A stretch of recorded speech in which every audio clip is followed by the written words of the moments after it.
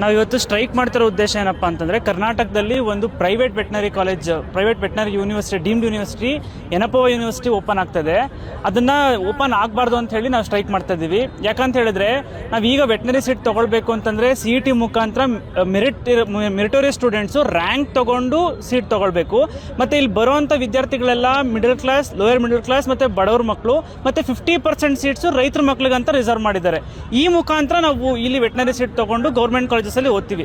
ಒಂದು ವೇಳೆ private veterinary college ಅಥವಾ ಯೂನಿವರ್ಸಿಟಿ ಸ್ಟಾರ್ಟ್ ಆಯಿತು ಅಂತ ಹೇಳಿದ್ರೆ, ಅಲ್ಲಿ ದುಡ್ಡಿರೋವಂಥವ್ರು, ಯಾವುದೇ ಮೆರಿಟ್ ಇಲ್ಲದೆ ಇರ್ತಕ್ಕಂಥವ್ರು ದುಡ್ಡು ಕೊಟ್ಟು ಎಷ್ಟು ಸೀಟ್ ಬೇಕಾದ್ರೂ ತೊಗೊಳ್ಬೋದು. ಈ ಥರ ತೊಗೊಂಡು ಓದಿದ್ರೆ ಮೆರಿಟೋರಿಯಸ್ ಸ್ಟೂಡೆಂಟ್ಸ್ಗೂ ಮತ್ತು ದುಡ್ಡು ಕಟ್ಟಿ ಓದುವಂಥ ಸ್ಟೂಡೆಂಟ್ಸ್ಗೂ ಏನು ಈಕ್ವಾಲಿಟಿ ಇರುತ್ತೆ?